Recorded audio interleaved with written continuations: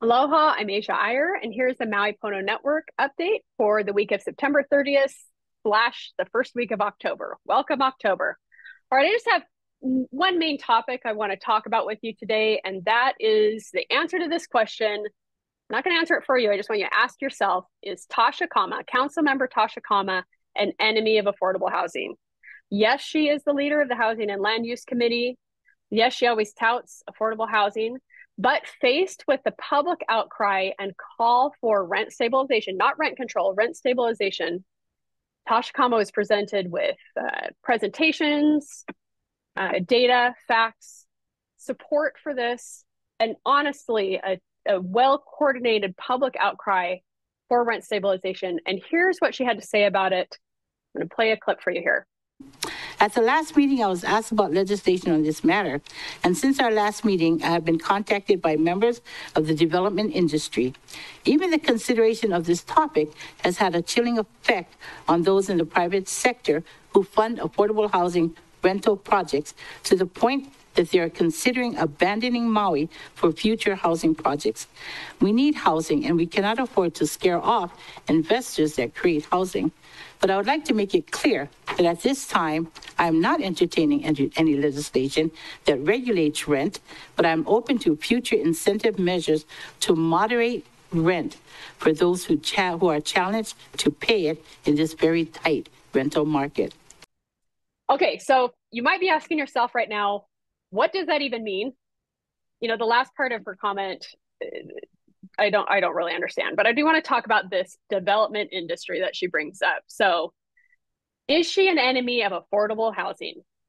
Here's a rent stabilization. Democratic process seems like the public's behind this.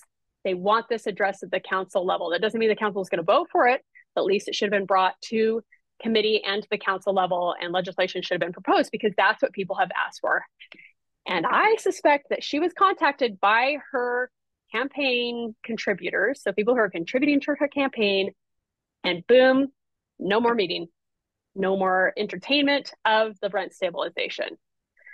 She brings up the development industry, and you actually notice, you probably saw the news articles about this. Everybody's catching on to this, that she actually admitted that it was the development industry that doesn't want this to happen.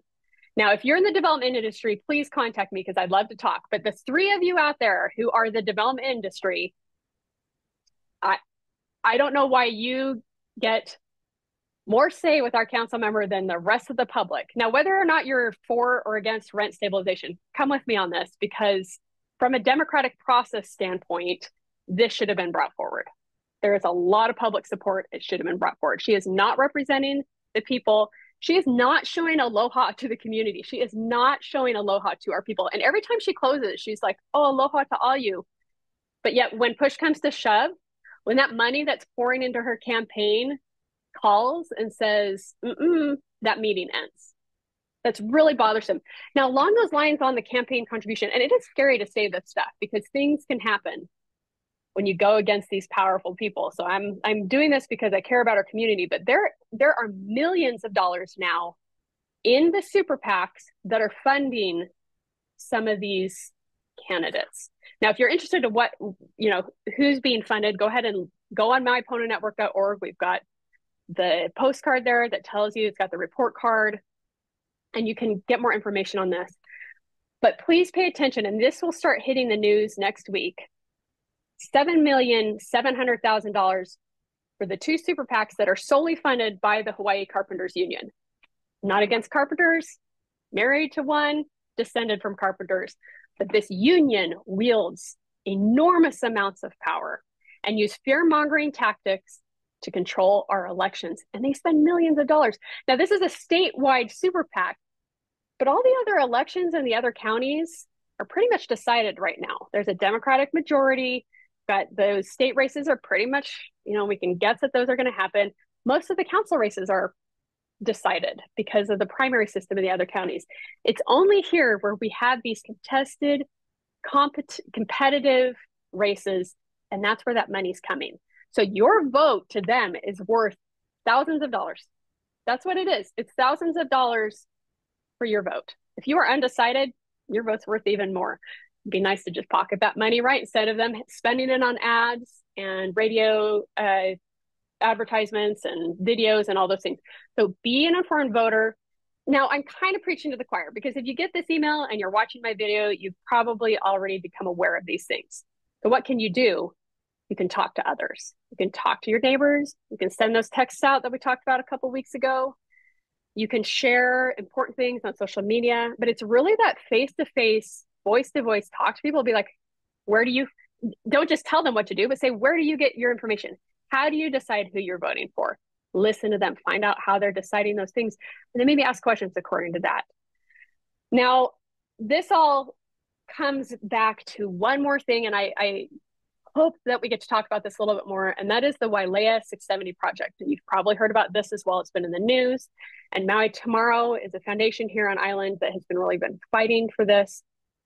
And in the last meeting and in the planning department recommended to the county council that Wailea 670 be allowed to decrease the number of affordable housing units that they were going to build in this big development.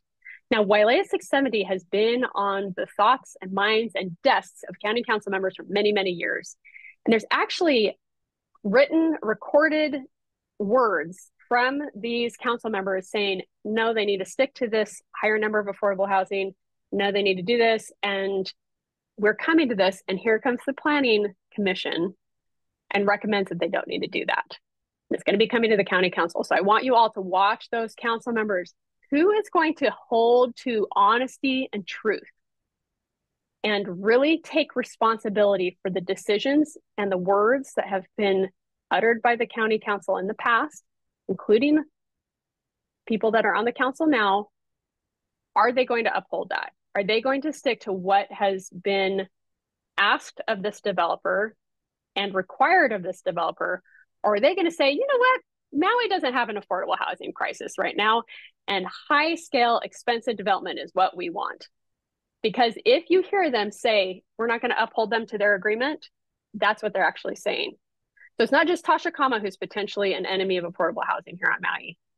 It's potentially the council. So pay attention to that. If you can, I recommend that you send in testimony about this. You can learn more at Maui Tomorrow Foundation. They have a whole write-up on this, a lot of really great data, information, facts, actual facts about the Wailea 670. Now, this may not affect you personally. You may not be somebody who's going to get affordable housing in Wailea, but it's just that democracy, truth, honesty. That's what we need here on Maui County. We need people to stick to their word. We need them to listen to the public and listen to the community. Are they for the community or for the corporations? Are they for the public or are they for the private? And you can go back and listen to Tasha Kama. Gives you a little clue of what maybe they're voting with. Maybe it's with their pockets.